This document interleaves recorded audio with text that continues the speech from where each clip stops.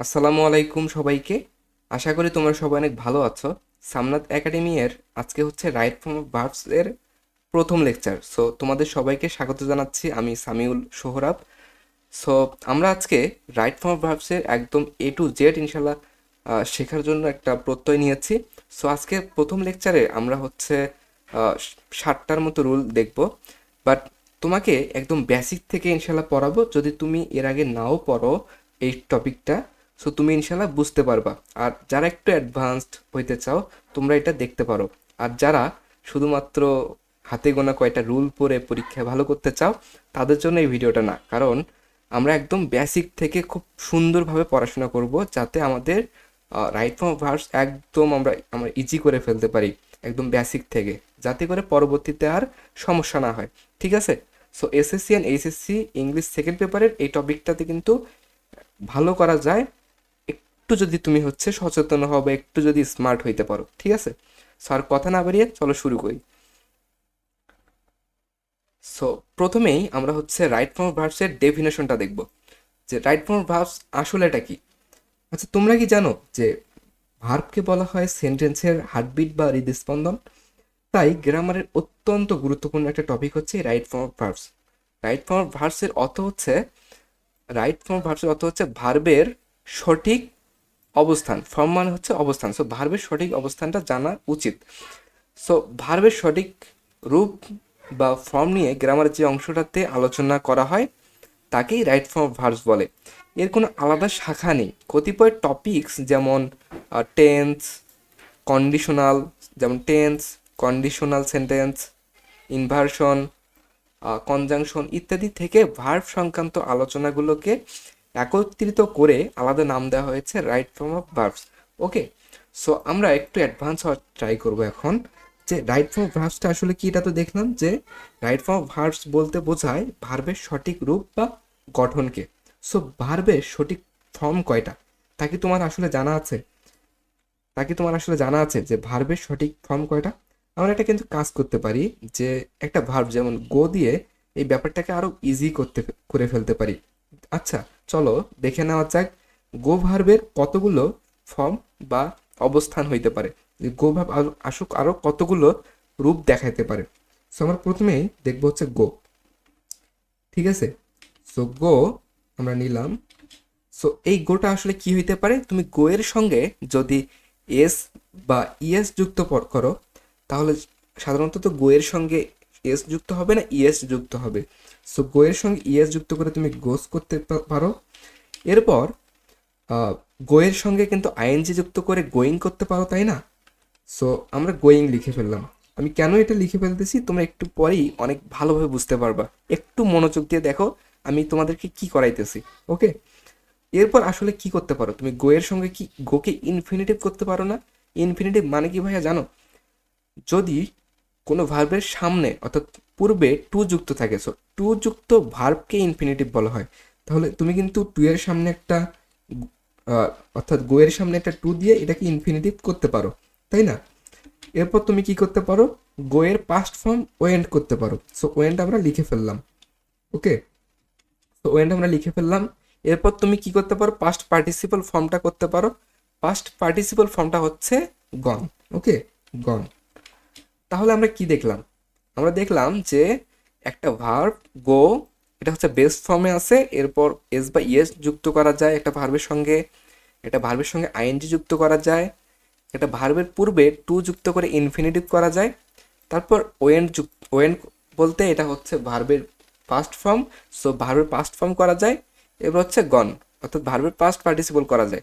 So আমরা একটু ব্র্যাকেটে লিখে দিই যে আসলে কোনটা কি। সো এটা হচ্ছে বেস ফর্ম। ঠিক আছে? Base form. ওকে, এরপর হচ্ছে এস বা ইএস যুক্ত হয়েছে, এস বা ইএস। আমরা কিন্তু এটা লিখে রাখতেছি কারণ হচ্ছে আমরা এটা একটু পর অনেক দারুণভাবে পড়াশোনা করব। ওকে, সো এখানে হচ্ছে আইএনজি যুক্ত হয়েছে, সো আইএনজি। এরপর হচ্ছে টু যুক্ত ভার্ব, অর্থাৎ এটা ইনফিনিটিভ, এটা আমি ব্র্যাকেটে ইনফিনিটিভ লিখে রাখতেছি, ইনফিনিটিভ। ওকে, ইনফিনিটিভ। ওয়েন্ট এটা হচ্ছে পাস্ট ফর্ম, সো আমি পাস্ট ফর্ম লিখে রাখতেছি, পাস্ট ফর্ম। ওকে, এরপর হচ্ছে গন, গনটা হচ্ছে past participle form, past participle form, sorry, form. তাহলে আমি তোমাকে আসলে কোনটা বুঝাইতে চাচ্ছি এখনই বুঝতে পারবা যে দেখো, বেস ফর্ম একটা ভার্বের যে ফর্মগুলো বেস ফর্ম হইতে পারে বা প্রেজেন্ট ফর্ম আমরা এটাকে বলতে পারি, অর্থাৎ V1 এটা হইতে পারে। তারপর এস বা ইএস তুমি করতে পারো, ঠিক আছে। এরপর তুমি আইএনজি যুক্ত করতে পারো, এরপর তুমি ইনফিনিটিভ করতে পারো টু যুক্ত করে, এরপর পাস্ট ফর্ম, এরপর হচ্ছে পাস্ট পার্টিসিপল ফর্ম। সো আমরা যদি একটা কাজ করতে পারি না, যে এই যে আমরা কয়টা ফর্ম দেখলাম, যে একটা, দুইটা, তিনটা, চারটা, পাঁচটা, ছয়টা। সো এই ছয়টা ফর্মকে যদি তুমি জানো, কারণ ভার্বের তো এই ছয়টাই ফর্ম, এই ছয়টার তো বাইরে হওয়ার কথা না, তাই না? সো এই ছয়টাই হচ্ছে ফর্ম বা গঠন। সো আমরা এই ছয়টা ফর্ম সম্পর্কে জানবো, যে কখন আসলে বেস ফর্ম হচ্ছে, কখন পাস্ট ফর্ম হচ্ছে, কখন এস বা ইএস যুক্ত হইতেছে। আমরা যদি এই ছয়টা বিষয়কে সুন্দরভাবে জানি, তাহলে কিন্তু পুরো রাইট ফর্ম ব্রাউজটা আমাদের আয়ত্তে চলে আসবে, তাই না? সো আমরা এটাকে একটা লিস্ট করতে পারি। সো আমরা একটা লিস্ট করে ফেলি আগে। সো আমরা লিস্ট করে ফেললাম যে প্রথমে হচ্ছে base form, S by ES, ING, infinitive, past form অর্থাৎ এটা V2, ঠিক আছে। আমি ব্র্যাকেটে এটাও লিখে রাখতেছি, তোমরা নোট করতে এটা ইজি হবে। এটা হচ্ছে V1। আমি যেগুলো লিখে দিচ্ছি একটু নোট করে ফেলো, ঠিক আছে। নোট করলে দেখবা যে তোমার রুলগুলো আয়ত্তে চলে আসবে। এটা হচ্ছে V3। তাহলে বেস ফর্ম হইতে পারে, এস বাই ইএস হইতে পারে, আইএনজি হইতে পারে, ইনফিনিটিভ হইতে পারে, পাস্ট ফর্ম হইতে পারে এবং হচ্ছে পাস্ট পার্টিসিপল ফর্ম হইতে পারে। এবার আমরা একটা কাজ করব, সেটা হচ্ছে প্রথমে এই বেস ফর্মটা নিয়ে কাজ করব, যে কখন আসলে বেস ফর্ম হইতেছে। এই বেস ফর্ম জানার জন্য আমরা কিন্তু 7টা রুল জানতে পারি। এই 7টা রুল যদি তুমি জানো, এই 7টা রুলে আমরা দেখব যে কখন আসলে একটা ভার্ব বেস ফর্ম হয় বা V1 হয়। এটা তুমি যদি জানো, তাহলে যে কোনো জায়গাতে যদি তুমি ওই রুল 7টা যদি ম্যাচ করাইতে পারো, তাহলে V1 হয়ে যাবে, ঠিক আছে। এভাবে আমরা এস বাই ইএস সম্পর্কে জানবো, কখন এস বাই ইএস যুক্ত হয়, কখন আইএনজি যুক্ত হয়, কখন ইনফিনিটিভ হবে, কখন V2 হবে, পাস্ট ফর্ম হবে, কখন V3 হবে। সো এইবার আমরা জানবো যে কখন আসলে বেস ফর্ম হয়, ঠিক আছে। সো চলো এবার শুরু করি। তাহলে এখন আমরা দেখব যে আসলে যখন ভার্বের বেস ফর্ম বা V1 হয়, এই বিষয়টা যদি এখানে আমরা 7টা রুল সম্পর্কে জানবো। এই 7টা রুল যদি তুমি শিখে ফেলো, ভালোভাবে আয়ত্ত করতে পারো, তাহলে যে কোনো জায়গায় এগুলো যদি থাকে, তাহলে তুমি কি করবা, অনায়াসে খুব চোখ বন্ধ করে তুমি হচ্ছে দাগাই দিবা যে এটা বেস ফর্ম হবে বা এটা V1 হবে, ঠিক আছে। সো এগুলো কিন্তু পরীক্ষায় খুবই ইম্পর্টেন্ট ভাইয়া। এগুলো না জানার কারণে তোমার আসলে পরীক্ষায় ভুল হয়ে যায়, ঠিক আছে। সো আমরা আরেকটু উপরে নিয়ে যাই এটাকে, ঠিক আছে। হ্যাঁ, ঠিক আছে। আচ্ছা, এটাকে একটু নিচে দিই, এরপর এটাকে, ঠিক আছে। এবার হচ্ছে রুল নাম্বার 1, যে আসলে কখন বেস ফর্ম বা V1 হইতেছে। সকল মোডাল ভার্বের পর অ্যাক্টিভ ভয়েসে ভার্বের বেস ফর্ম বা V1 হয়। সো মোডাল ভার্ব কোনগুলো তোমার মনে প্রশ্ন আসতেছে না? আমি কিন্তু এটা দিয়ে রাখছি এখানে। মোডাল ভার্বগুলো হলো ক্যান, কুড, মে, মাইট, তারপর আছে হচ্ছে shall, should, will, would, must, or to, have to, অর্থাৎ আমি এগুলো একটু জোরে পড়তেছি। তারপর হচ্ছে হ্যাজ টু, তারপর would rather, had better, am to, is to, are to, was to, were to, etcetera, আরও হইতে পারে, বাট এগুলো হচ্ছে মোস্ট কমন। এর মধ্যেও তোমার বেশিরভাগ সময় পরীক্ষায় দেখবা ক্যান আছে, মে থাকতে পারে, তারপর দেখবা হচ্ছে এখানে উডটা একটু থাকে, মাস্ট বেশিরভাগ সময়, ওর টু, ডেয়ার থাকতে পারে। ডেয়ারটা এখানে হয়তো বা দেওয়া হয়নি, ডেয়ারও আছে, DARE, ওকে। এটাও হইতে পারে মোডাল ভাবে এগুলা, ঠিক আছে। সো এক্সাম্পলটা দেখবো আমরা এখন এই রুলটার উপরে। আসলে তোমাকে একটা কথা বলে নেই প্রথমত, যে এই একটা রুল দেখলাম আমরা, রুল নাম্বার 1, রুল নাম্বার 1 দেখলাম, এরপর আমরা প্র্যাকটিস করতেছি। এই যে 3টা প্র্যাকটিস দিয়ে রাখছি তোমার। এখন দেখবা এই 3টা প্র্যাকটিস খুবই ইজি লাগবে, কারণ তুমি জানো এই 3টা প্র্যাকটিস এই রুলটার থেকে আসছে। সো এটা খুবই ইজি হয়ে যাবে।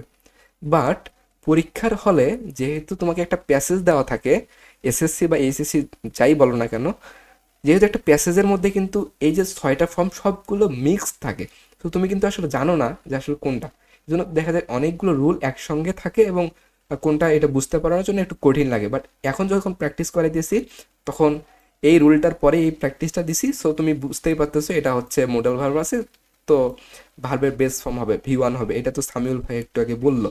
ঠিক আছে, আমরা এজন্য একটা কাজ করব যে লাস্ট লেকচারে, অর্থাৎ যেদিন আমরা লাস্ট লেকচার এই রাইট ফর্ম অফ ভার্বসের উপরে 3 থেকে 4টা লেকচার ইনশাল্লাহ হবে। সো লাস্ট লেকচারে আমরা কিন্তু প্যাসেজ প্র্যাকটিস করব। সো তখন আসলে দেখব যে তোমরা আসলে পারো কি না। ওকে, সো আমরা আর কথা না বলে আমরা হচ্ছে প্র্যাকটিসটা করে ফেলি। সো দেখো, have to you have to, এরপর হচ্ছে ব্র্যাকেট দেওয়া আছে, ব্র্যাকেটের মধ্যে দেওয়া আছে হচ্ছে came from on time, you have to came from on time. Okay, so তুমি দেখো যে এই এক্সাম্পলটার মধ্যে হ্যাভ টু আমি একটু আগে তোমাকে বললাম না, এই যে দেখো হ্যাভ টু, এটা হচ্ছে একটা মোডাল ভার্ব। সো এই সেন্টেন্সটাতে যেহেতু মোডাল ভার্ব আছে, তার মানে এখানে যে ভার্বটা হবে এই ভার্বটা বেস ফর্ম হবে V1 হবে। সো এখানে কেম দেওয়া আছে, এটা কি হবে, কেমটা কাম হবে, কারণ কেম এর তো পাস্ট ফর্ম, সরি কেমের তো হচ্ছে তোমার V1 বা বেস ফর্ম হচ্ছে কাম। সো এটা তুমি খুব ইজিলি বলতে পারো যে এটার আনসারটা হবে হচ্ছে কাম। ওকে, খুবই ইজি। ওকে, আমি আনসারটা একটু অন্য কালার করে দিচ্ছি, একটু লাল কালার করে দিচ্ছি। ওকে, সো কাম হইল আনসার। এরপর দ্বিতীয় যে এক্সাম্পলটা হচ্ছে দে ওট টু সলভড, ব্র্যাকেটে সলভ দেওয়া আছে, দ্য প্রবলেম প্রপারলি। সো এখানে দেখো ওট টু কিন্তু এটা একটা মোডাল ভার্ব। দেখো একটু আগে আমি দেখাইছি ওট টু একটা modal verb. So modal verb যেহেতু ওট টু আছে, তার মানে এখানে ভার্ব এইটা একটাই ভার্ব আছে এখানে, সলভড। এইটা কিন্তু সলভটা এখানে পাস্ট পার্টিসিপল আকারে আছে ইডি যুক্ত হয়ে, বাট এটা কিন্তু হবে না, এটা হবে হচ্ছে কি বেস ফর্ম বা V1। সো সলভড এর বেস ফর্ম কি সলভ। ওকে, সলভ, সলভ আনসার। সো খুবই ইজি না, খুবই ইজি। সো এগুলো যদি কেউ জানে, কেউ বুঝে, তাহলে তার কাছে খুবই ইজি লাগবে, আর যে জানে না তার কাছে সব থেকে কঠিন। ওকে, এরপর থার্ড যে এক্সাম্পলটা, possibly it will hurt you. এখানে দেখো উইলটা হচ্ছে একটা মডেল ভার্ব। উইল, এই যে উইল, তোমাকে একটু আগে তো আমি বললাম যে উইলটা ইম্পর্টেন্ট। সো উইল একটা হচ্ছে মডেল ভার্ব। সো এখানে হার্ট, এখানে আরেকটা কথা যে তোমার প্রশ্নে দেওয়া আছে হচ্ছে হার্ট, প্রশ্নে হার্ট দেওয়া আছে। তুমি এখন মাথায় তোমার প্রশ্ন আসতে পারে যে প্রশ্নে তো ভুল দেওয়া আছে, আমাকে তো সঠিক করতে হবে। আসলে ভাইয়া প্রশ্নে তোমার যেটা থাকে আনসার কিন্তু অনেক সময় ওইটাও হইতে পারে। তোমার হার্ট দেওয়া আছে, তোমার উত্তর হার্ট হইতে পারে। তোমার প্রশ্নে যে সবগুলো ভুল দেওয়া থাকতে পারে এমনটা তো না, প্রশ্নে দেওয়া আছে যেটা দেখবে রাইট আনসার ওইটাই হইতে পারে। তো বেশি একটু আবার মাতাব্বরি করে অন্য একটা দিও না, ঠিক আছে। সেখানে দেখো হার্ট কিন্তু একটা হচ্ছে এখানে বেস ফর্ম। সো বেস ফর্মই দেওয়া আছে, এই জন্য এটা আমরা বেস ফর্ম হার্ট, এটা রাইট আনসার হবে। ওকে, এরপর আসো অজানা কথা। অজানা কথাটা কি ভাইয়া? অজানা কথা হচ্ছে যে ব্যক্তিবাচক বা অন্য কোনো সাবজেক্ট বাক্যে অ্যাক্টিভ মোডে কাজ করলে সেটা অ্যাক্টিভ ভয়েস হয়। এইটা সচরাচর যারা ভয়েস সম্পর্কে একটু হলেও পড়ছে ওরা এটা জানে। সো আমি আশা করতেছি তোমরা পড়ছো এটা, বাট আমরা যখন ভয়েসের ক্লাস নিব তখন আরও খুব সুন্দরভাবে দেখবা সব কিছু করবো। আমরা ভয়েস যখন পড়বো তখন অ্যাক্টিভ থেকে প্যাসিভ করব, প্যাসিভ থেকে অ্যাক্টিভ করব। সো এগুলো তখন সুন্দরভাবে বুঝে যাবো সব কিছু, বাট এই লাইনটা তোমরা সবাই কম বেশি জানো, ঠিক আছে। সো এটা আমরা আর দেখলাম না। এবার হচ্ছে রুল 2-তে আসি। অজানা কথাটা আমি একটু নিচে দিই। ওকে, রুল 2, রুল 2 হচ্ছে কিছু বেয়ার ইনফিনিটিভ বা জিরো ইনফিনিটিভের পরে ভার্বের বেস ফর্ম হয়। সো বেয়ার ইনফিনিটিভ বা জিরো ইনফিনিটিভ আবার কি? আমরা তো সচরাচর জানি যে টু যুক্ত ভার্বকে ইনফিনিটিভ বলে, তাই না? টু যুক্ত ভার্বকে ইনফিনিটিভ বলে। তো বেয়ার ইনফিনিটিভটা আবার কি, জিরো ইনফিনিটিভটা আবার কি? দেখো জিরো ইনফিনিটিভ বা বেয়ার ইনফিনিটিভ এগুলোর এক্সাম্পলও তোমাকে দেওয়া হয়েছে এখানে। দেখো অনেকগুলো এক্সাম্পল আছে। প্রথমে আছে হচ্ছে মেক, লেট, ডেয়ার। একটু আগে তোমাকে বলছিলাম না যে ডেয়ার একটা মোডাল ভার্ব, এটাও দেখো এখানে আছে, এটা হচ্ছে জিরো ইনফিনিটিভ। ওকে, এরপর হচ্ছে need, can not but, could not but, use to, bid, hear, watch, behold, etcetera. মুখস্থ করে নেবা এগুলো, ঠিক আছে। ইজি ইজি, খুবই ইজি। সো এক্সাম্পল দেখি, এক্সাম্পল না দেখলে আসলে বিষয়টা না বুঝতে অনেকটা কঠিন হয়ে যায়। So example must. তুমি যদি পড়াশোনা করতে চাও তোমাকে আসলে এক্সাম্পলটা অবশ্যই দেখতে হবে। আমি একটু দেখে নেই যে তোমরা আমার কথা শুনতে পাচ্ছ কি না, একটু আমাকে আমার যে বোর্ডটা স্ক্রিনটা তোমরা দেখতে পাচ্ছ কি না, এবং ভিডিওটা রেকর্ড হচ্ছে কিনা। ওকে, অলমোস্ট 14 মিনিট হয়েছে। আচ্ছা, ঠিক আছে। সো এক্সাম্পলটা হচ্ছে made me she made me, তারপর হচ্ছে ব্র্যাকেটে দেওয়া হচ্ছে টু সলভ। আরেকটা জিনিস বলে নেই যে তোমাকে কিন্তু পরীক্ষার সময় এরকম ব্র্যাকেট না দিয়ে অনেক সময় এরকম করেও থাকতে পারে যে একটা গ্যাপ দেওয়া আছে, সো আন্ডারলাইনও থাকতে পারে, এরকম করে আন্ডারলাইন আকারেও থাকতে পারে, অথবা গ্যাপ থাকতে পারে, অথবা ব্র্যাকেট দেওয়া থাকতে পারে, অথবা তোমার যে কোনোভাবে তুমি বুঝতে পারবা আসলে যে এটাকে চেঞ্জ করতে বলছে। So she made me to solve the sum, এটা হচ্ছে একটা এক্সাম্পল দেওয়া আছে। এটা আনসারটা কি হবে? এটা আনসারটা এখানে দেওয়া আছে যে টু সলভ, এখানে ইনফিনিটিভ আকারে দেওয়া আছে, বাট এটা কিন্তু V1 হবে বা ভার্বের বেস ফর্ম হবে বা V1 হবে। ব্র্যাকেটে তোমাকে লিখে রাখতেছি যে V1, কারণ তোমরা V1 সম্পর্কে V1 বললেই আসলে বুঝে যাও যে এটা base form. Okay, so she made me to solve the sum, এটার আনসার হবে হচ্ছে বেস ফর্ম বা V1। সো টু সলভ হবে না, সো রাইট আনসার হচ্ছে সলভ। ওকে, খুবই ইজি ভাই, খুবই ইজি। শুরুর দিকে একটু ইজি লাগতেছে, বাট একটু পরে আমরা যখন, মানে একটু পরে না, আজকে যে রুলগুলো এগুলো খুবই খুবই ইজি, বাট আমরা যখন লাস্টের দিকে দেখব, যখন আমরা হচ্ছে মিক্সড রুল দেখব, আমরা স্পেশাল এক্সেপশনাল ব্যতিক্রম যে রুলগুলো দেখব, তখন আসলে একটু কঠিন লাগবে। সো এখন ইজি ইজি।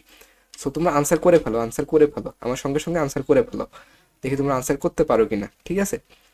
এরপর সেকেন্ড যে এক্সাম্পলটা, এটা হচ্ছে I waste the man running away quickly. So running away quickly, এখানে দেখো ওয়াস্ট আছে, ওয়াস্ট একটা হচ্ছে বেয়ার ইনফিনিটিভ বা জিরো ইনফিনিটিভ। এই যে দেখো ওয়াস একটা হচ্ছে বেয়ার ইনফিনিটিভ বা জিরো ইনফিনিটিভ।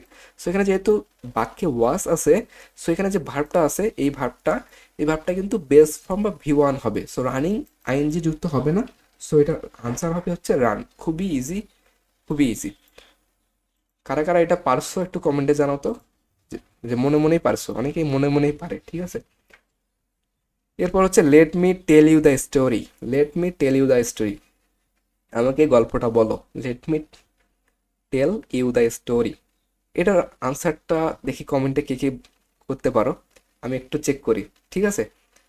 সো কারা কারা আনসার করতে পারো একটু দেখবো যে এটা কারা কারা আনসার করতে পারো। টেল কি হবে? আচ্ছা আচ্ছা, যাই হোক। সো দেখি, লেট একটা হচ্ছে বেয়ার ইনফিনিটিভ বা জিরো ইনফিনিটিভ। সো বাক্যে লেট আছে দেখা মাত্রই তোমার এটা হবে হচ্ছে, ভার্বটা হবে হচ্ছে বেস ফর্ম বা V1। সো টেল যেহেতু একটা নিজেই V1, সো রাইট আনসার কিন্তু এইটাই হবে। অনেকেই ভেবে নিছে এটা ভুল দেওয়া আছে, টেল টল করে ফেলছে। যাই হোক, এবার এবার তো কনফিউশন থাকার কথা না। এবার হচ্ছে অজানা কথাটা একটু দেখো, যে ইনফিনিটিভ মানে 2 + V1। তোমাকে শুরুতেই বলছি না ভাইয়া, 6টা রূপ বা গঠন সম্পর্কে ভার্বের, সেখানে কিন্তু আমি বলছি যে টু যুক্ত ভার্বকে ইনফিনিটিভ বলে। আর বেয়ার ইনফিনিটিভ মানে হচ্ছে টু সারা V1। তাহলে এখানে বেয়ার বা জিরো অর্থ তিনটা, সারা অথবা শূন্য হইতে পারে অথবা ব্যতীত হইতে পারে, এটা তোমার জানার দরকার নেই, পরীক্ষায় এটা আসবে না, বেসিক এটা, ঠিক আছে? সো রুল এবার হচ্ছে 3 নম্বর রুল, কোনো সেন্টেন্সে উড দ্যাট মানে হচ্ছে ইচ্ছা আকাঙ্ক্ষা বা কামনা, ইচ্ছা আকাঙ্ক্ষা বা কামনা, এরপর সাবজেক্ট পরবর্তী কুড প্লাস ভার্বের বেস ফর্ম হবে। ওকে, আমি আবারও বলতেছি যে কোনো সেন্টেন্সে যদি উড দ্যাট দেখো, কোনো সেন্টেন্স উড দ্যাট, এটা তোমার যদি এই অর্থটা দেয় যে ইচ্ছা আকাঙ্ক্ষা বা কামনা, তাহলে তুমি কি করবা, সাবজেক্টের পরবর্তীতে যে কুডটা আছে, কুড থাকতে পারে তোমার, ঠিক আছে? কুড প্লাস ভার্বের বেস ফর্ম বা প্রেজেন্ট ফর্ম বা V1 হবে। আমি এখানেও ব্র্যাকেটে একটু V1টা লিখে রাখতেছি, কারণ কি, কারণ পোলাপান V1 দেখলেই ভালো বুঝে, প্রেজেন্ট ফর্ম বেস ফর্ম এগুলো কি ভাই, এগুলার থেকে V1 বললেই সব কিছু ভালো বুঝে ওরা, কারণ ভার্বের 1 নাম্বার ফর্ম। কারণ একটা চার্ট ওরা মুখস্থ করে আসছে যে V1 V2 V3, ঠিক আছে? বুঝছো না? বুঝছো তো? ওকে ওকে ওকে। এবার এক্সাম্পল দেখো তো, এক্সাম্পল দেখো। এক্সাম্পল না দেখলে আসলে রুল যতই পড়ো, এক্সাম্পল প্র্যাকটিস না করতে পারলে, প্র্যাকটিস না করলে আসলে রুলের কিছুই বোঝা যায় না, কিছুই বোঝা যায় না। দেখো উড দ্যাট, তারপর হচ্ছে আই বাই দ্য লেটেস্ট কার, ব্র্যাকেটে হচ্ছে বাই দেওয়া আছে, সো বাইটাকে আমাদের চেঞ্জ করতে হবে, চেঞ্জ করে রাইট করতে হবে, রাইট ফর্ম করতে হবে। ওকে, সো এটার কী হবে আনসার দেখি, ঝটপট করে একটু কমেন্ট করে ফেলো তো দেখি, কারা কারা কমেন্টে আনসার করে ফেলতেছো। আচ্ছা আচ্ছা, তোমরা আনসার দাও, আমি তোমাদেরকে বুঝাইতেছি। আর যারা রেকর্ড দেখবা, তোমরা হচ্ছে পজ দিয়ে ভিডিওটা থেমে আনসার করে ফেলবা কমেন্টে। ওকে ওকে ওকে। সো উড দ্যাট, তারপর হচ্ছে সাবজেক্ট আছে, উড দ্যাট সাবজেক্ট আছে, এরপর হচ্ছে ব্র্যাকেটে বাই একটা ভার্ব দেওয়া আছে, দ্য লেটেস্ট কার। এর অর্থটা কি, would that I buy the latest car, আমি যদি অত্যাধুনিক গাড়িটি কিনতে পারতাম। ঠিক আছে, ইচ্ছা করতেছি যে আমি যদি অত্যাধুনিক এই গাড়িটা অর্থাৎ লেটেস্ট কারটা আমি কিনতে পারতাম, আমার একটা ইচ্ছা প্রকাশ করতেছি। সো ইচ্ছা প্রকাশ করতেছে উড দ্যাট দ্বারা, তার মানে সাবজেক্ট যেহেতু আই আছে, আই এর পরে যে ভার্বটা আছে এর পূর্বে কি হবে, রুল দেখে আসছি কুড হবে। সো এখানে বাই দেওয়া আছে ভার্ব, সো বাই এর পূর্বে কুড হবে। সো রাইট আনসার হচ্ছে could buy. Okay, right answer হচ্ছে কুড বাই। সো এটাকে আমি একটু রেড করে দিচ্ছি, এটা হচ্ছে রাইট আনসার। ওকে, কারা কারা সঠিক উত্তর দিতে পারছো কমেন্টে ইয়েস অর নো লেখো। যারা সঠিক উত্তর দিছো ইয়েস লিখবা, যারা ভুল করছো তারা নো লিখবা। ঠিক আছে, ঠিক আছে, ঠিক আছে। এবার দেখো সেকেন্ড যে রুলটা, মানে এক্সাম্পলটা, এটা দেখো যে উড দ্যাট, তারপর subject I fly in the blue sky. Would that I fly in the blue sky, অর্থটা কিন্তু তোমাকে বুঝতে হবে। রাইট ফর্ম ভার্ব করবা বাট কোনো সেন্টেন্সের অর্থ বুঝবা না, এটা হবে না। কারণ তুমি যখন প্যাসেজে প্র্যাকটিস করবা তখন কিন্তু প্যাসেজের অর্থ বুঝতে হবে। সো প্রথম কথা হচ্ছে অর্থ বুঝতে হবে, ভোকাবুলারি স্ট্রং করতে হবে, তাহলে দেখবা তুমি হচ্ছে ইজি হয়ে যাচ্ছে তোমার কাছে সব কিছু। ঠিক আছে, তারপর যেহেতু আমরা এখন দেখতে পাচ্ছি যে উড দ্যাট দেওয়া আছে, তারপর সাবজেক্ট দেওয়া আছে, এবং তারপর হচ্ছে ভার্ব দেওয়া আছে ফ্লাই, এরপর হচ্ছে in the blue sky. So আমি যদি নীল আকাশে উড়ে বেড়াতে পারতাম, আকাঙ্ক্ষা, ইচ্ছা, ইচ্ছা প্রকাশ করতেছে। সো এখানে কি হবে বুঝতেই পারছো, আগেরটা আর এটা সেম।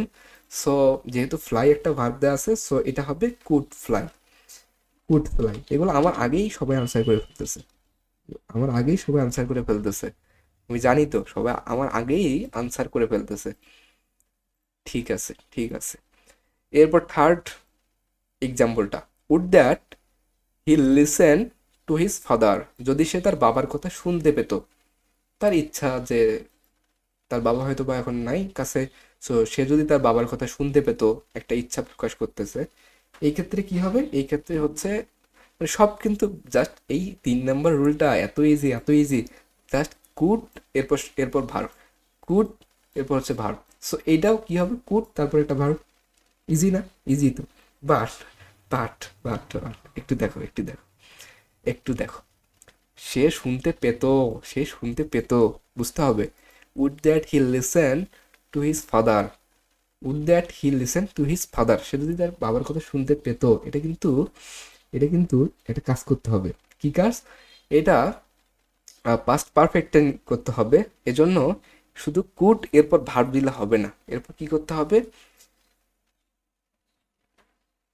আচ্ছা একটু দাঁড়াও, একটু দাঁড়াও, এটা একটু এক্সেপশনাল, এটা একটু এক্সেপশনাল। তোমরা লাস্টের এই লাইনটা দেখলে বুঝতে পারবা। এটা আগে দেওয়াটা আমার আসলে ভুল হয়েছে, এক্সাম্পলটা লাস্ট এটার পরে দেওয়া লাগতো, তাহলে আসলে খুব ভালোভাবে বুঝতে পারতাম। ঠিক আছে, সো এই এক্সাম্পলটা আমি এখান থেকে সরে নিয়ে আমি এটা, একটা কাজ করি, একটা কাজ করি, এইখানে না দিয়ে আমরা হচ্ছে এটা এখানে দিচ্ছি। ঠিক আছে, এটা এখানে দিচ্ছি, কারণ কারণ এই এক্সাম্পলটা হচ্ছে এইটার একটা হচ্ছে পার্ট, এটা আগে দেওয়াটা ভুল হয়েছে, এটা 3 নম্বর থাকুক, সমস্যা নেই। সো এটা আগে দেখো যে উল্লেখ্য কোনো মাধ্যমে বা কারো দ্বারা, যদি এখানে এক্সাম্পলটা যদি সে তার বাবার কথা শুনতে পেত, এমন প্যাসিভ অর্থ দেওয়ায় এটার সঠিক উত্তরটা কি হবে, এটা সঠিক উত্তরটা হবে হচ্ছে কুড হ্যাভ, তারপর হচ্ছে ভিথিরি। এটা এক্সেপশনাল ভাইয়া, এটা এক্সেপশনাল। সো এটা স্টার দিয়ে রাখো। So, আমি স্টার দিচ্ছি মানে তুমি স্টার দাও, 3 স্টার দিয়ে রাখো। ঠিক আছে, এটা খুবই ইম্পর্টেন্ট একটা রুল। দেখবা যে সব এক ঢালা যদি তুমি কুড প্লাস ভি1 করে ফেলো, এটা আসলে ভুল হয়ে যাবে। সো এটার রাইট আনসারটা কি হবে, আগে একটু আরেকবার দেখি যে would that he listen to his father, যে যদি সে তার বাবার কথা শুনতে পেত কোনো মাধ্যমে বা কারো দ্বারা অর্থাৎ এখানে কিন্তু সে তার বাবার কথা শুনতে পেত, বাবার কথা শুনতে পেত, কোনো মাধ্যমে শুনতে পেত, এমন প্যাসিভ অর্থ দিচ্ছে। এজন্য এটা কি হবে, কুড হ্যাভ তারপর ভি3 হবে। সো এটা রাইট আনসার হবে হচ্ছে কুড হ্যাভ লিসেন্ড। সো আমার মতো ভুল করিও না, আমার মতো ভুল করিও না। So could have listened, listened. Okay, so could have listened. So এটা কিন্তু খুবই ইম্পর্টেন্ট একটা ব্যাপার, খুবই ইম্পর্টেন্ট। এটা তোমরা হচ্ছে 3 স্টার, 3 স্টারটাও তোমাকে আমি রেট করে দিচ্ছি, যাতে তুমি এটা আসলে ইম্পর্টেন্সটা বুঝতে পারো। খুবই ইম্পর্টেন্ট একটা এক্সাম্পল এবং রুল। ঠিক আছে, ঠিক আছে, ঠিক আছে। এবার হচ্ছে রুল নাম্বার 4। রুল নাম্বার 4, ঠিক আছে, রুল নাম্বার 4-এ আসি। দেখো যে রুল নাম্বার 4টা হচ্ছে কোনো সেন্টেন্সে কনজাংশন হিসেবে যদি সোড দ্যাট থাকে, অথবা ইন অর্ডার দ্যাট থাকে, অথবা সো, এরপর হচ্ছে ডট ডট দ্যাট থাকে। ডট ডটের মধ্যে অনেক কিছু বুঝতে পারে, এটা একটু পরে দেখবা। সো ডট ডট এই জায়গাতে আসলে কি বসবে, যদি এটা থাকে যে so that, in order that, so, তারপর হচ্ছে একটু গ্যাপ, ডট ডট দ্যাট থাকলে পরবর্তী সেন্টেন্সে সাবজেক্ট এর পর ক্যান, কুড, মে, মাইট, যে কোনোটা, ক্যান, কুড, মে, মাইট, যে কোনোটা হবে, প্লাস ভার্বের প্রেজেন্ট ফর্ম হবে। সো তুমি সেন্টেন্সে যদি দেখো যে so that, in order that, so dot dot that, তাহলে can, could, may, might plus ভার্বের প্রেজেন্ট ফর্ম হবে। সো এক্সাম্পলটা যদি একটু দেখি ভাইয়া, যে they work hard so that, এই যে দেখো সো দ্যাট, দে, তারপর হচ্ছে ব্র্যাকেটে দেওয়া আছে গেট মোর বেনিফিট, মোর বেনিফিট। এটা কি হবে আনসার, দেখি আনসার করতে পারো কিনা তোমরা। আচ্ছা আমি তোমাকে বুঝাইতেছি। সো কোনো সেন্টেন্সে কনজাংশন দেওয়া আছে, এই সেন্টেন্সটাতে কনজাংশন দেওয়া আছে হচ্ছে সো দ্যাট।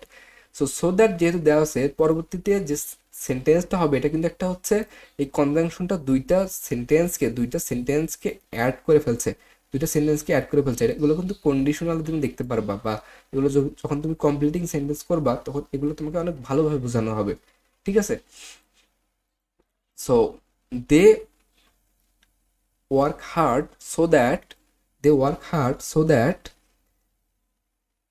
that they, একটা হচ্ছে ভার্ব দেওয়া আছে গেট মোর বেনিফিট। এটা রাইট আনসারটা কি হবে, এটা রাইট আনসারটা হবে যেহেতু সো দ্যাট দেওয়া আছে, তার মানে আমরা রুল দেখলাম যে পরবর্তী সাবজেক্টের can, could, may, might plus ভার্বের বেস ফর্ম হবে। ঠিক আছে, এটা তো হচ্ছে আমরা রুলটা দেখলাম। তাহলে যেহেতু এখানে সো দ্যাট দেওয়া আছে, এখানে দে একটা সাবজেক্ট দেওয়া আছে, সাবজেক্টের পরবর্তী কি হবে, ক্যান, কুড, মে, মাইট, এটা হচ্ছে সাবজেক্টের উপরে ডিপেন্ড করবে কোনটা বুঝবে। সো এখানে যেহেতু ভার্ব দেওয়া আছে গেট এবং হচ্ছে দে আছে, সো তুমি ইজিলি ক্যান গেট করতে পারো। আনসারটা হবে ক্যান গেট, আনসারটা হবে ক্যান গেট। মে গেটও দিতে পারো, বাট কুড কিন্তু হবে যখন পাস্ট থাকবে, বাট এটা কিন্তু পাস্ট না। ঠিক আছে, কুড আর মাইট তখনই হবে যখন পাস্ট। সো এখানে যেহেতু পাস্ট না, সো এখানে ক্যান বা মে যে কোনোটা ইউজ করতেই পারো। সো ক্যান গেট এটা হচ্ছে right answer. Okay okay okay okay okay. So she was so anxious that she not speak easily. তোমরা ক্লাস 8, 9, 10 এইচএসসি যে কোনো জায়গাতে এই এক্সাম্পলটা দেখবা, বইয়ের মধ্যে অহরহ দেয়া আছে, দেখে বুঝতে পারছো না কি হবে। যেহেতু নট স্পিক দেওয়া আছে, সেহেতু এটাকে আমাদের নেগেটিভ করতে হবে। She was so anxious that she can not speak easily. এটা হবে কিনা একটু দেখো তো, এটা হবে ক্যান নট স্পিক ইজিলি হবে। এই তো, আমার মতো ভুল করিও না ভাইয়া, আমার মতো ভুল করিও না। কারণ এখানে দেখো ওয়াজ আছে, সো এটা পাস্ট সেন্টেন্স, পাস্ট টেন্সে আছে।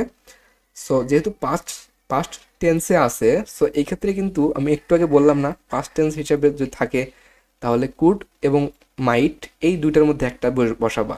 সো এখানে যেহেতু ওয়াজ আছে, সো এটা পাস্টে আছে, সো এখানে কি হবে, could not speak easy could not speak.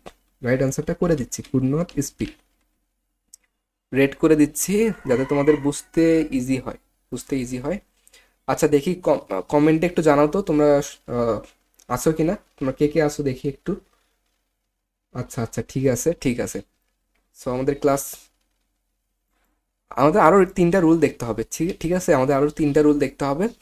আচ্ছা 3 নাম্বার যে প্র্যাকটিসটা এটা একটু দেখি, যে আই উইল ওয়ার্ক হার্ড আমি হার্ড ওয়ার্ক করবো,